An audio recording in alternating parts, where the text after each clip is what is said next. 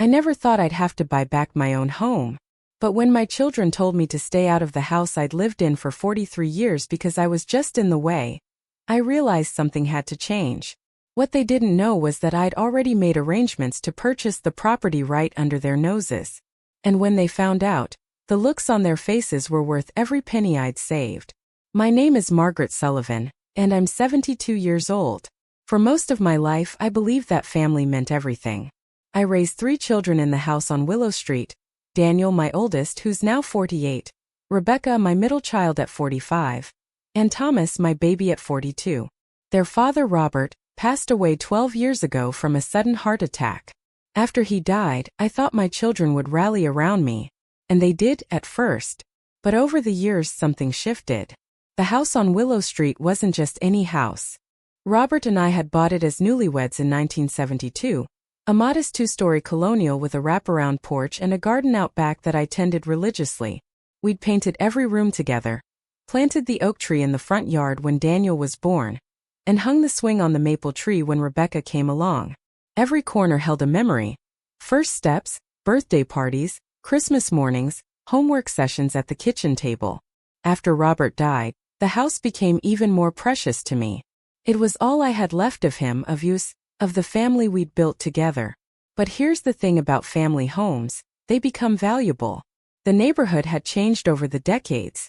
What was once a working-class street had transformed into a sought-after location. Properties were selling for amounts we never could have imagined back in the 70s, and my children noticed. It started innocently enough about 5 years after Robert's death. Daniel mentioned during Sunday dinner that the Hendersons next door had sold their house for $350,000. "Can you believe that, Mom?" he'd said, whistling low. "For that old place? Yours has got to be worth at least that much, probably more with the bigger lot." I'd shrugged it off. "I'm not selling," I told him. "This is my home." "Of course not," Daniel had replied quickly. "I'm just saying it's good to know what you're sitting on." Looking back, that was the beginning. Over the next few years, the comments became more frequent. Rebecca would mention how much work the house needed. "Mom, that roof is going to need replacing soon. And the furnace is, 20 years old? Do you know how much that'll cost?" Thomas would talk about how big the house was for just one person. "Don't you get lonely here, Mom? So much space. And the maintenance, it's got to be exhausting at your age." At your age.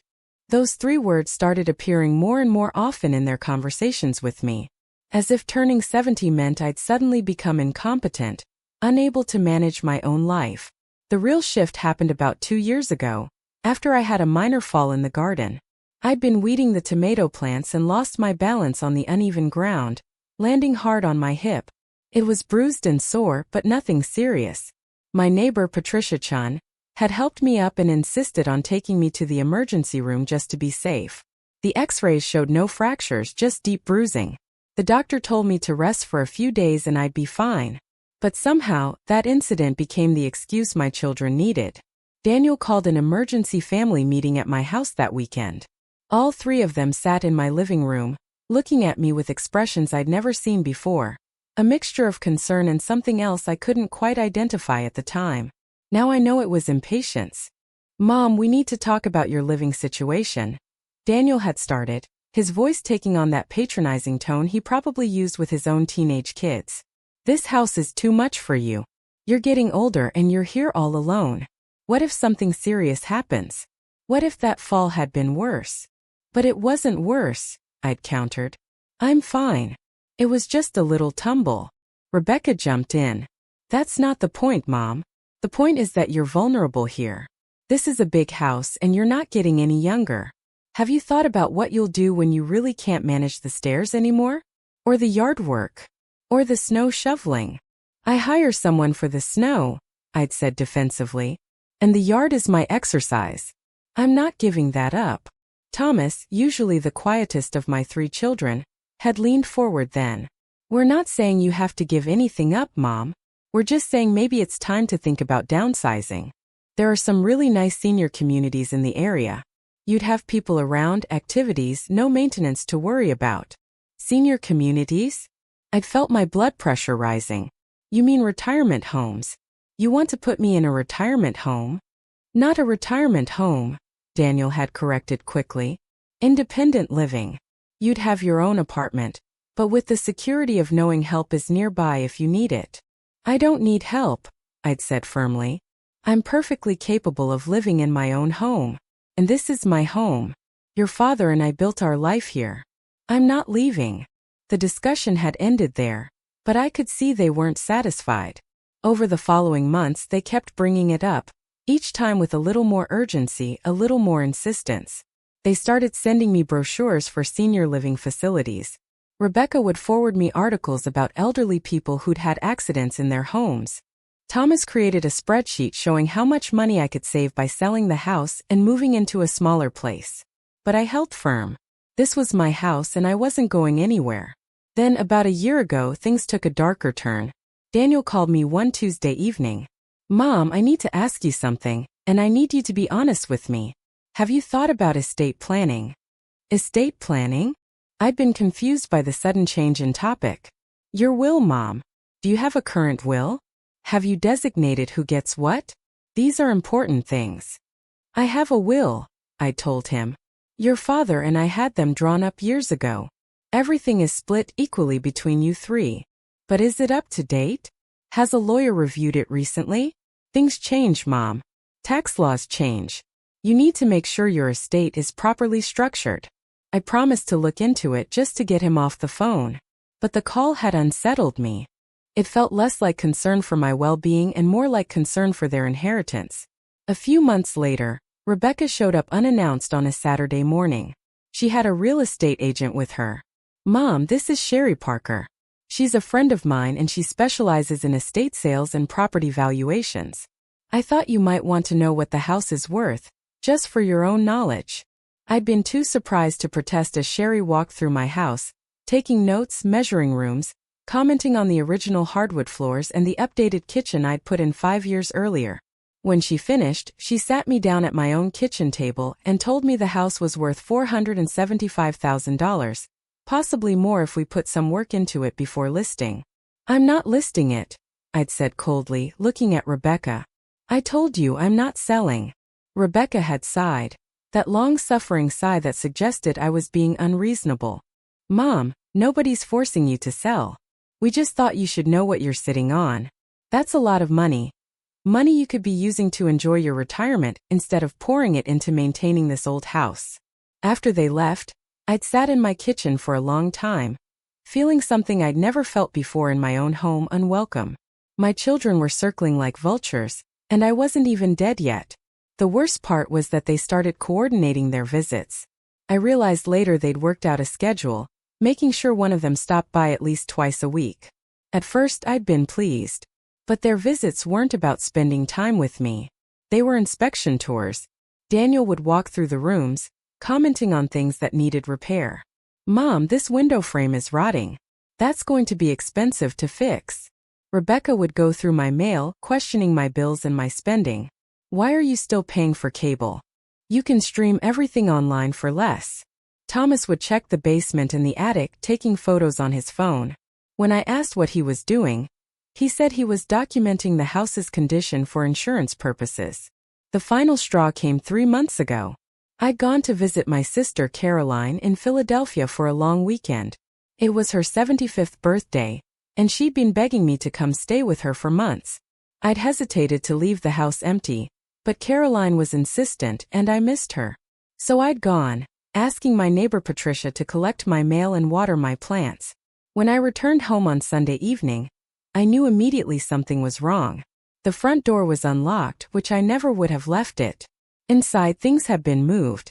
Not dramatically, my children were too smart for that, but I knew my own house. Books on the shelf were in a different order.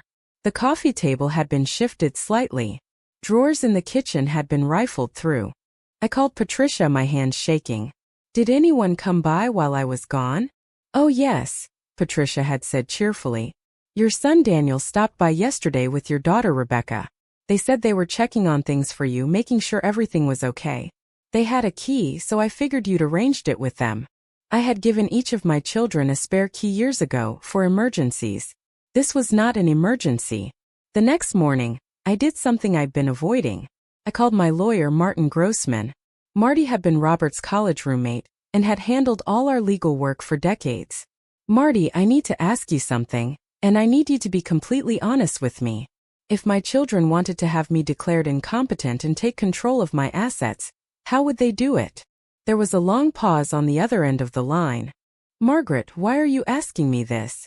I told him everything: the pressure to sell, the constant criticism, the uninvited real estate appraisal, the coordinated visits, the fact that they'd been in my house while I was away. When I finished, Marty was quiet for a moment. Margaret, I'm going to be straight with you.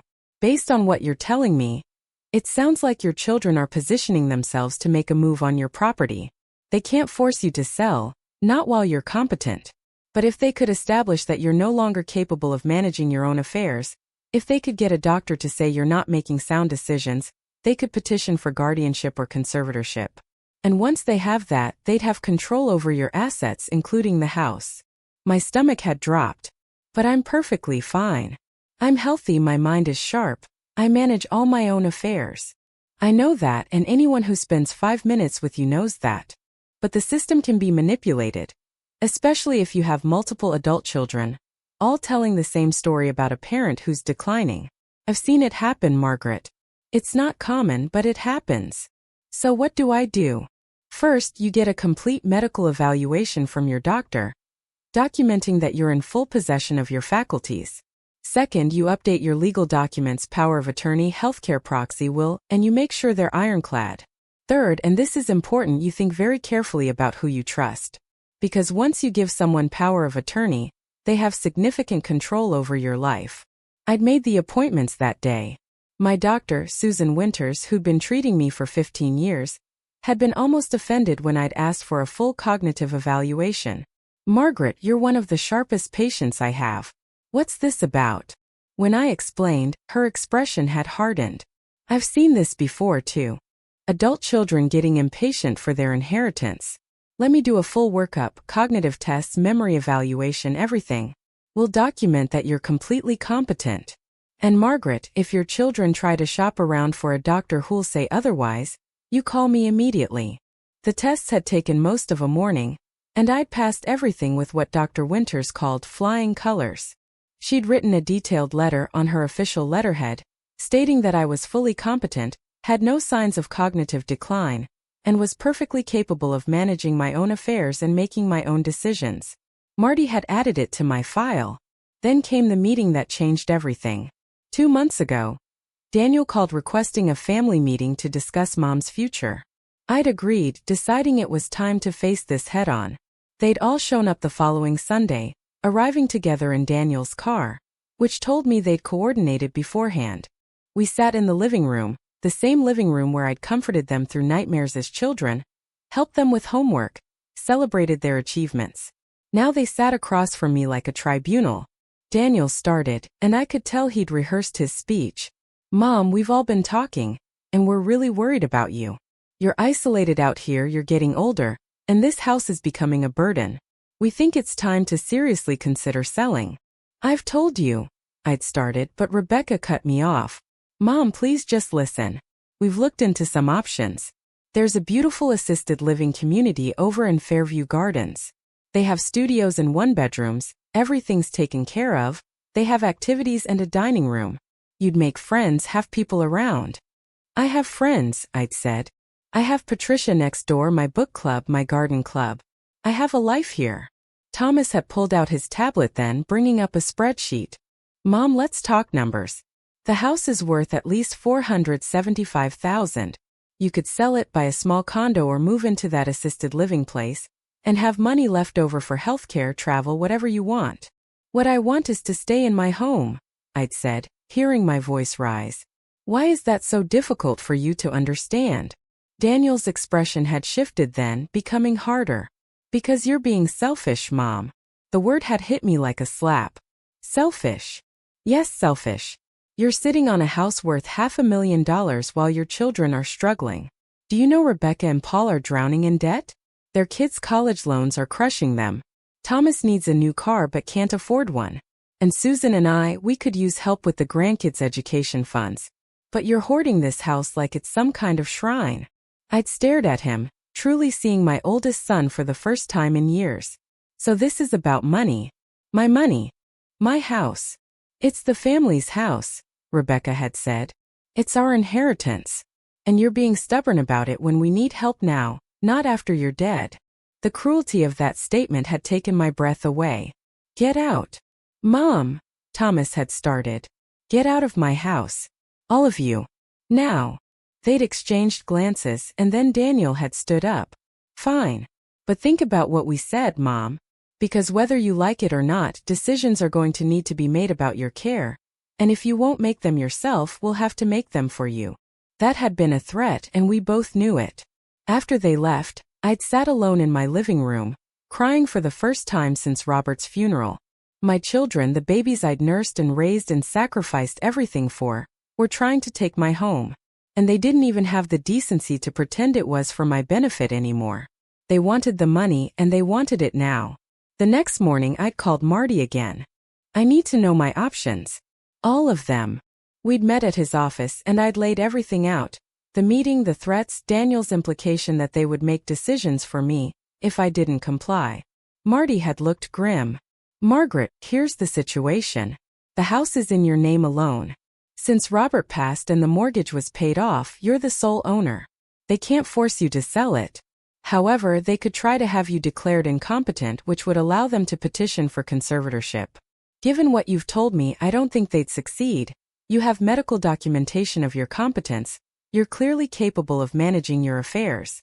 But the process itself would be expensive, stressful, and invasive. They could drag you through court, have you evaluated by their own doctors, make your life miserable even if they ultimately lose. There has to be something I can do. Marty had leaned back in his chair, thinking. There is, but you're not going to like it. You could sell the house yourself on your own terms. Find a place you actually want to live. Make the transition before they try to force it on you. At least that way, you're in control. I don't want to leave my home. I know. But Margaret, think about this strategically. If you sell the house, you remove their leverage. They can't fight over something you no longer own. And you'd have the proceeds to secure your future however you want. Whether that's a nice condo, a smaller house, even extensive home care that would allow you to stay independent for as long as possible. I'd gone home that day feeling defeated. Was this really my only option? Give up my home to prevent my children from taking it from me? Where was the justice in that? That night I couldn't sleep. I walked through the house in the dark, running my hands over the banister Robert had refinished, standing in the doorway of the bedrooms where my children had slept, looking out at the garden I'd tended for 40 years. This house was more than an asset to be liquidated. It was my life, my history, my heart. By 3 a.m, I'd made a decision. If my children wanted a fight, they'd get one. But I'd fight on my terms, not theirs. The next morning I called Patricia Chun. Patricia was more than just my neighbor. She'd become one of my closest friends over the 25 years she'd lived next door. She was also a retired accountant with a sharp mind and a no-nonsense attitude. When I told her what was happening, her reaction was immediate and fierce. Those ungrateful wretches, she'd said, her voice cold with anger. After everything you've done for them. Margaret, what can I do to help? I need advice. Financial advice. And I need to understand all my options, including ones my children don't know about. Patricia had come over that afternoon with her laptop and a legal pad. We'd sat at my kitchen table, and she'd asked me detailed questions about my finances, my savings, my investments, my monthly expenses, my income from Robert's pension and Social Security. Then she'd asked about the house, when we'd bought it, what we'd paid, what improvements we'd made. After 2 hours of number crunching, Patricia had looked up with an expression I couldn't quite read. Margaret, you have more options than you think. And one of them is particularly interesting. What is it? Your children are assuming that you need to sell this house because they think you can't afford to maintain it. But looking at your finances, that's not true. Your pension and Social Security more than cover your expenses. You have substantial savings. You're in good financial shape. The house isn't a burden. It's an asset that's providing you with stability. I know that.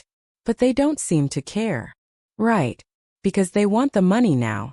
But here's what they're not considering. The house is yours.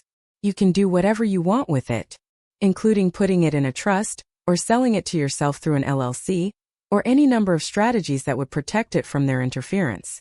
I leaned forward, interested now. Explain. Patricia had smiled. There are legal structures you can create that would maintain your ownership and control of the property, while making it much more difficult for anyone to force a sale or claim it as part of a contested estate. But Margaret, these strategies require planning, and they require you to be proactive. You can't wait for them to make their move. I'm ready to be proactive. Tell me what to do. Over the next 2 weeks, Patricia and I, along with Marty, had developed a strategy. It was unconventional, but it was legal, and it would accomplish exactly what I needed, securing my home while cutting off my children's ability to force me out. The key piece of the plan involves something I'd never known was possible. My property, like many houses bought decades ago, had been purchased through a simple deed. But property ownership could be restructured. With Marty's help, I created a living trust, the Margaret Sullivan Family Trust, with me as both the trustee and the beneficiary. Then I transferred the property deed into the trust. But here was the genius part, the part Patricia had thought of. We restructured the trust so that it had specific ironclad terms. The property could never be sold without my explicit written consent. If anyone tried to claim I was incompetent, the trust had a succession provision naming Patricia and Marty as co-trustees who would be legally bound to maintain the property for my use. And most importantly, the trust included a provision that if my children challenged it or attempted to interfere with my residence in the property, they would be completely removed as beneficiaries, with their inheritance portions going instead to a list of charities I selected. It's a poison pill, Marty had explained. If they try to force you out, they lose everything. It gives them a powerful incentive to back off. We'd filed all the paperwork quietly, without telling anyone. The trust was funded, the deed was transferred, everything was locked down legally. My home was now protected, and I was still in complete control. But then Patricia had another idea, one that was even bolder. Margaret, your children have been treating this house like it's theirs, like they have some claim to it while you're still living. What if you made it clear that it's yours and yours alone? What if you made a move that was so definitive, they'd have to accept reality? What kind of move? She'd hesitated. What if you sold the house? But I don't want to. To yourself, she'd finished. Or rather, to an entity you control. You could create an LLC, have the LLC purchase the property from your trust at fair market value, and then lease it back to yourself for $1 a year. You'd still live here, you'd still have complete control, but legally the house would belong to your LLC. Your children couldn't touch it. And as a bonus, there would be tax advantages. The LLC could deduct maintenance and improvements. I'd stared at her. That's possible? Absolutely. It's called a sale-leaseback, and it's a legitimate business transaction. You'd need proper documentation, fair market value transactions, all above board. But yes, it's possible. And Margaret, think about the message it would send. Your children have been acting like this house is theirs. This would make it crystal clear that they have absolutely no claim to it. The more I thought about it, the more I liked it. Not just as a legal strategy, but as a statement. My children wanted to treat me like I was incompetent, like I couldn't manage my own affairs? I'd show them exactly how capable I was. With Marty's help, I created Sullivan Property Holdings, LLC. I was the sole owner and manager. Then, following every legal requirement to the letter, I had the property professionally appraised. It came in at $485,000. Sullivan Property Holdings purchased the property from my trust for that exact amount, with me providing seller financing at a market rate interest. Then Sullivan Property Holdings leased the property back to me for $1 per year, with a lifetime lease that couldn't be terminated. On paper, I'd sold my house. In reality, I'd simply moved it from one pocket to another, and in the process, I'd made it virtually impossible for my children to interfere. The entire process took about 6 weeks. During that time, my children had kept their distance, probably thinking their threats had worked and I was reconsidering my position. They couldn't have been more wrong. When everything was finalized, I called each of them and invited them to Sunday dinner. I have something important to discuss with you, I'd said. Please come. All of you. They'd arrived together again, probably expecting me to announce I'd decided to sell. I could see it in their faces as they walked in. A mixture of anticipation and poorly concealed greed. We sat in the living room just like last time. But this time I was the one in control. I want to thank you for coming. I'd started. I've given a lot of thought to our last conversation, and you were right about one thing. Decisions needed to be made about this house. Daniel had leaned forward eagerly. So you're ready to sell? The house has been sold, I'd said calmly. The room had erupted. What? To who? When did this happen? Why didn't you tell us? I'd held up my hand. Let me finish. The house has been sold to Sullivan Property Holdings, LLC. It was a fair market value transaction, properly appraised and documented. The sale closed last week.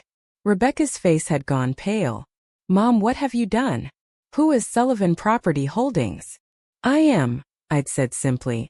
I'm the sole owner of the LLC. I sold the property to myself. There was a moment of stunned silence as they processed what I'd said. Thomas had been the first to speak. You can't do that. Actually, I can. And I did. It's a perfectly legal transaction. I have all the documentation if you'd like to see it.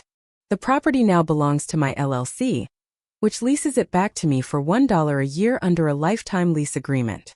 Daniel's face had turned red. This is insane. You sold your house to yourself? What's the point of that? The point, I'd said, keeping my voice level, is that this house is mine. Not yours. Mine. And I was tired of you treating it like it was your inheritance while I was still alive and living in it. So I made it crystal clear. You have no claim to this property. None. And under the terms of my trust and the LLC operating agreement, if any of you attempt to interfere with my ownership or my residence here, you'll be completely removed as beneficiaries of my estate. Rebecca had started crying. How could you do this to us? After everything we've done for you. Everything you've done for me? I'd felt my anger rising. You mean like telling me I'm in the way in my own home? Like pressuring me to sell so you can have the money now? Like threatening to have me declared incompetent if I didn't do what you wanted? That kind of help. We never said. Thomas had started. Daniel said it, I'd interrupted. He said if I wouldn't make decisions myself, you'd make them for me. That's a threat, Thomas. And I took it seriously. Daniel had stood up, his expression furious. You're punishing us for trying to help you. This is ridiculous. I'm protecting myself, I'd corrected. From my own children. Do you have any idea how painful that is? I raised you, sacrificed for you, and in return you circled around me like I was already dead, trying to figure out how to carve up my estate. Well, I have news for you, I'm not dead. I'm very much alive. And I'm going to live in this house for as long as I want to, and there's nothing any of you can do about it. They'd left after that, angry and shocked. I'd expected them to try to fight it, to call lawyers to contest the transaction. But days passed, then weeks, and I heard nothing. Marty explained why. There's nothing to contest. You own the LLC owns the property, you have a legal lease. Everything was done at fair market value with proper documentation. Any lawyer they consult is going to tell them they have no case. And if they push it, they risk being cut out of your estate entirely. They're in checkmate. The peace was wonderful. For the first time in years, I felt truly secure in my own home. I worked in my garden without wondering when one of my children would show up to criticize me. I made my own decisions without second-guessing whether they'd approve. I was free. About a month after our confrontation, I received an email from Rebecca.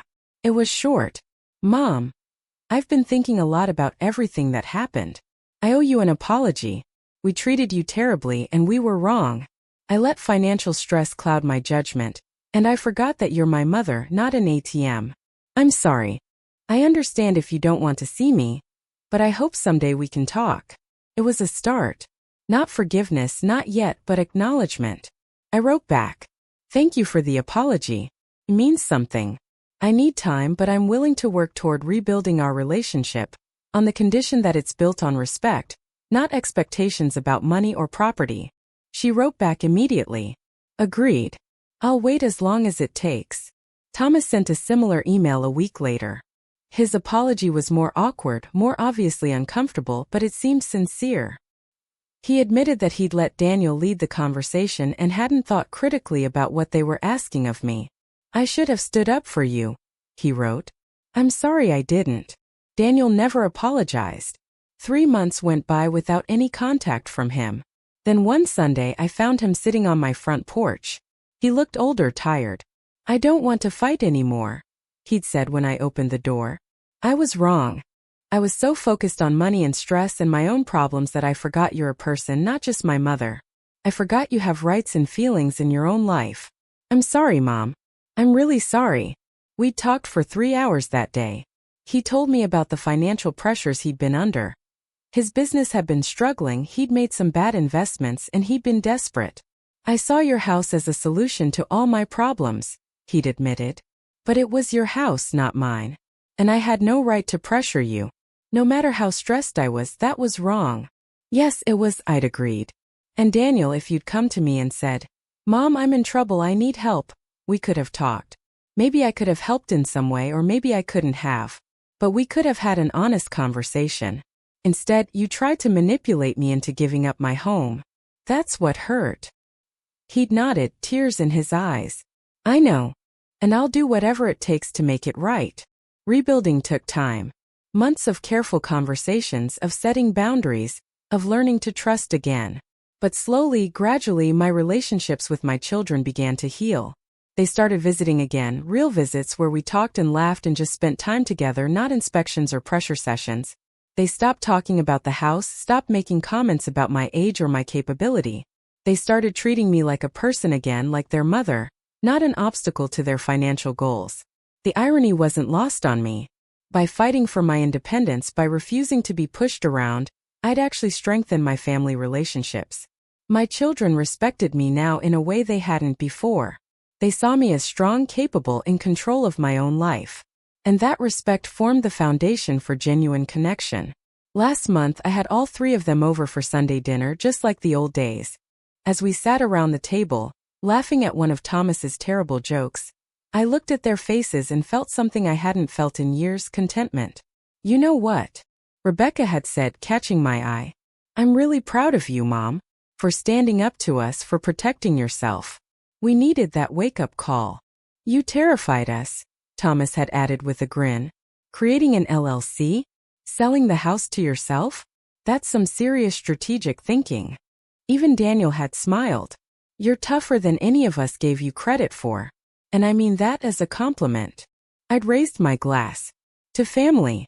The real kind, built on respect and love, not greed and expectations. They'd all raised their glasses, and we'd toasted to new beginnings. Now, sitting in my kitchen on a Sunday morning, coffee in hand, looking out at my garden in full bloom, I think about how close I came to losing all of this. If I'd let them push me, if I'd given in to their pressure, I'd be in some sterile apartment in a senior community, watching my money slowly disappear while my children divided up my property. Instead, I'm here in my home on my terms. The house on Willow Street isn't just a house. It's my autonomy, my dignity, my right to make my own choices about my own life. And I fought for it. I used every tool available to me: legal structures, financial planning, strategic thinking, to protect what was mine. Not out of selfishness, but out of self-respect. My children learned something important through all of this. They learned that elderly doesn't mean incompetent. They learned that aging doesn't strip you of your rights or your dignity. They learned that their mother is still a force to be reckoned with, still capable of making her own decisions and fighting her own battles. And I learned something too. I learned that family love, real family love, requires boundaries. It requires mutual respect. It requires seeing each other as whole people, not just roles, not just mother or child, but individuals with our own needs, rights, and autonomy. The story could have ended so differently. I could have given in, sold the house, moved to some place I didn't want to be, and spent the rest of my life resenting my children for forcing me out of my home. Instead, I stood my ground. I was strategic, I was smart, and I was absolutely unwavering in protecting my rights. When people hear what I did, creating an LLC, selling my house to myself, restructuring everything to maintain control, some think it's extreme. But I don't see it that way. I see it as a woman taking control of her own life in the face of family members who were trying to take that control away. I see it as standing up for myself when I needed to most. The relationship with my children is better now because it's honest. They can't manipulate me anymore, and they know it. So instead, they relate to me as equals, as adults dealing with another adult. It's the relationship we should have had all along. Patricia likes to joke that I should write a manual for other people in my situation. Margaret Sullivan's Guide to Protecting Yourself from Your Own Children, she says with a laugh. But the truth is, every situation is different. What worked for me might not work for someone else. The specifics of the legal strategy aren't as important as the underlying principle. You have the right to control your own life, your own property, your own future, no matter how old you are. I think about Robert sometimes, wondering what he would have thought about all of this. I think he would have been proud. He always said I was stronger than I gave myself credit for, that I could handle anything life threw at me. It took losing him and nearly losing my home to finally believe it myself. The oak tree in the front yard, the one we planted when Daniel was born, is huge now. Its branches shade the entire front of the house. Sometimes I sit on the porch and look at it, remembering the day we planted it. A tiny sapling barely 3 feet tall. Robert had said it would outlive us both, that our grandchildren would climb it someday. He was right about the tree. And my grandchildren do climb it now when they visit. Daniel's kids, Rebecca's kids, they play in the yard, they help me in the garden, they run through the house the same way their parents did 40 years ago. The house has witnessed generations, and with any luck, it'll witness a few more. But it will do so on my terms, with me living here for as long as I choose, protected by the legal structures I put in place and the boundaries I enforced. My children don't get to decide when I'm done living in my home. I do. That's what they missed in their calculation. They saw an elderly woman and assumed she'd be easy to manipulate. They forgot that I'd raised them, which meant I was smart enough, tough enough, and strategic enough to handle 3 children, a household, a life. Why would they think those skills disappeared just because I got older? If anything, age brought wisdom, experience, and the clarity to see through manipulation. Age brought the confidence to fight for myself without worrying about what people would think. Age brought the freedom to prioritize my own well-being over my children's convenience. I'm not bitter anymore. That's the surprising part. I was for a while. I was hurt and angry and betrayed. But now, having come through the other side, I'm actually grateful. Grateful that I found out who my children really were before it was too late. Grateful that I had the resources and support to protect myself. Grateful that forcing them to confront their behavior actually led to genuine change and growth. Our family is different now. Stronger in some ways, more honest certainly. We talk about real things, feelings, boundaries, respect. We don't pretend everything is perfect. But we also don't let resentment and unspoken expectations poison our relationships. Last week, Daniel stopped by to help me with some yard work. As we worked together, planting bulbs for next spring, he said something that surprised me. You know, Mom, what you did protecting yourself like that. It was the best thing that could have happened to me. I'd looked up from the flower bed. How so? Because I was becoming someone I didn't like. Someone who saw his own mother as an obstacle instead of a person. Someone who prioritized money over relationships. You forcing me to face that, to see what I was doing, it woke me up. I've made a lot of changes in my life since then. Better changes. I'm a better person now than I was a year ago. And that's because you didn't let me get away with treating you badly. That conversation meant more to me than any apology. Because it showed real growth, real understanding. Not just I'm sorry I got caught, but I'm sorry for who I was becoming, and I'm working to be better. That's what boundaries do. They don't just protect you. They force other people to confront their own behavior and make better choices. By refusing to accept mistreatment, I gave my children the opportunity to become better people. Not everyone takes that opportunity, but my children did, and I'm proud of them for it. The house on Willow Street has been my home for 53 years now. It's watched me grow from a young bride to a mother to a widow to a grandmother. It's sheltered my family through happiness and heartbreak, celebrations and sorrows. It's more than walls and a roof. It's the physical embodiment of a life well lived. And I'll be damned if I was going to let anyone take it from me before I was ready. That's the message I want people to take from my story. You don't have to accept mistreatment, even from family. Especially from family, actually, because those are the relationships that should be built on love and respect, not obligation and manipulation. You have rights, legal rights, human rights, the right to dignity and autonomy. And you can enforce those rights even when it's uncomfortable, even when it causes conflict. Sometimes standing up for yourself means standing alone.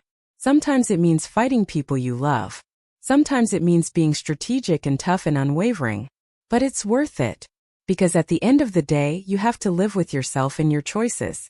And I'd rather live in my home, with boundaries enforced and respect established, than live anywhere else on someone else's terms. The morning light is streaming through my kitchen window now, hitting the vase of roses I cut from my garden yesterday. The coffee is hot, the house is quiet, and everything in my sight belongs to me. Not to my children's expectations, not to their financial plans, but to me. They said, "Stay out of the house, you're just in the way." What they meant was, "We want you out of the way so we can take what we want." What I heard was, "Time to protect yourself, Margaret. Time to show them exactly how capable you still are." And that's exactly what I did. I bought my own home right under their noses, restructured ownership in ways they never saw coming, and made it absolutely clear that my future is mine to determine. Not theirs. Mine. Every time I walk through my front door, every time I work in my garden, every time I sit on my porch and watch the world go by, I'm reminded of that victory. Not a victory over my children, I don't see it that way anymore, but a victory for myself, for my independence, for my right to live my life on my own terms. And I'm here to tell anyone facing similar pressure from family, you can do this too. You can stand up for yourself. You can protect your assets and your autonomy. You can say no to manipulation and yes to boundaries. It might be difficult, it might cause conflict, but you are worth fighting for. I was worth fighting for. And at 72 years old, living in the home I've loved for over 5 decades, protected by legal structures I put in place and boundaries I enforced, I've never been more certain of that truth. This house isn't just mine because the paperwork says so. It's mine because I fought for it. It's mine because I refused to be pushed aside. It's mine because I'm still here, still strong, still making my own damn decisions. And that's exactly how it should be.